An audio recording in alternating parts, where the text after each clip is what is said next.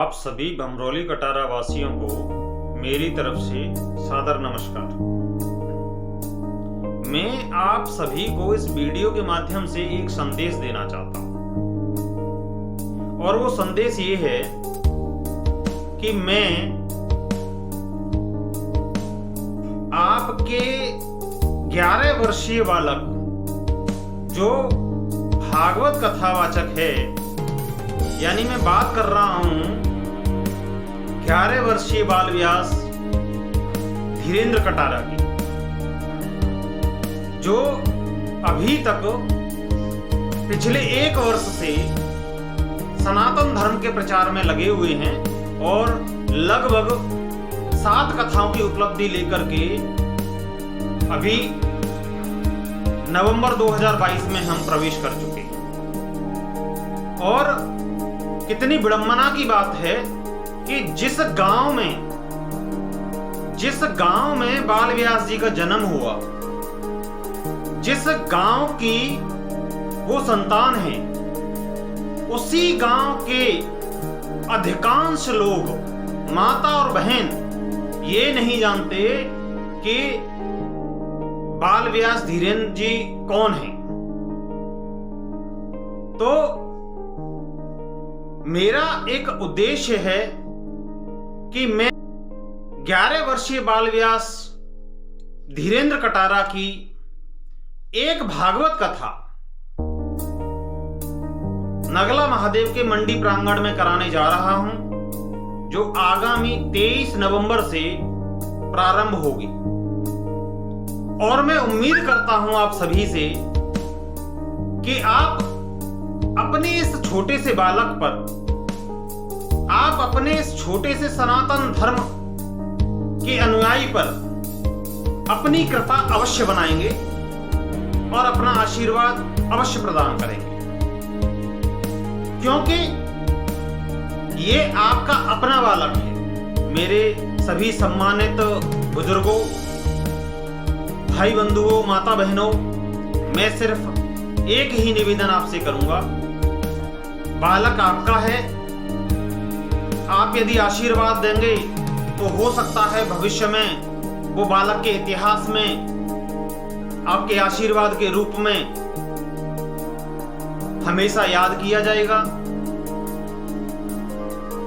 भागवत कथा में आप सभी का सहयोग प्रार्थनीय है।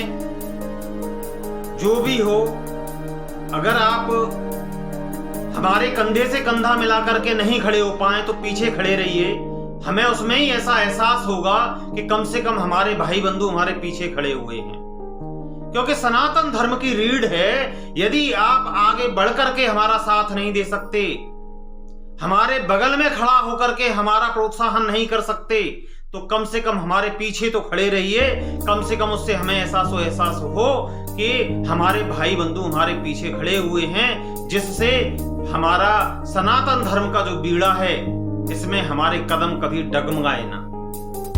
और अगर हमारे कदम डगमगाएंगे तो 11 वर्ष की अवस्था में बाल व्यास के कदमों की तो आप क्या अपेक्षा करेंगे। तो बंधुओं, मैं सिर्फ यही आग्रह करूंगा कि आप सभी अपने इस बालक पर दया दृष्टि बनाए रखें। कार्यक्रम को बढ़िया और एक ऐतिहासिक कार्यक्रम बनाना हमारा और आपका दायित्व है।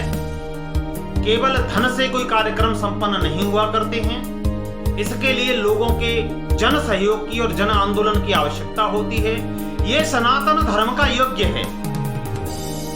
सनातन धर्म के इस प्रकार के कार्यक्रम से सनातन धर्म की संस्कृति जो है वो युवा पीढ़ी में उसका अंकुरण फूटता है। अगर 11 वर्ष का बाल व्यास सनातन धर्म के ऊपर प्रवचन करेगा तो वहां पर जो छोटे छोटे बालक होंगे, युवा पीढ़ी होगी, उनके अंदर भी कहीं ना कहीं ये सनातन धर्म का एक अंकुरण अवश्य फूटेगा, जो हमारे लिए बड़े गौरव की बात है।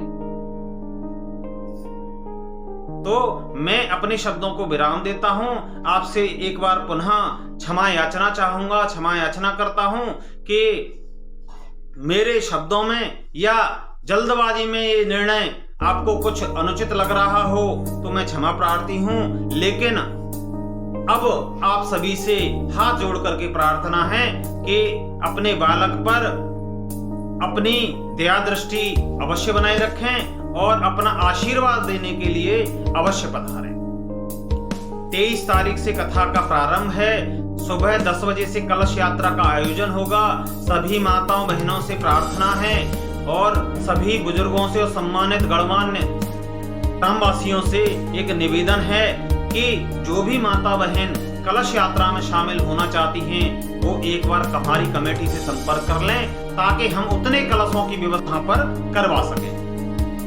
आगे जो भी कार्यक्रम जैसा भी होगा वो भगवान भोलेनाथ की इच्छा है, लेकिन यदि कुछ बुजुर्ग और कुछ युवा साथी हमारा मार्गदर्शन करते रहेंगे तो हमें उम्मीद है कि बाल व्यास का ये कार्यक्रम अच्छे से संपन्न हो पाएगा। जय सनातन, जय श्री कृष्ण, राधे राधे।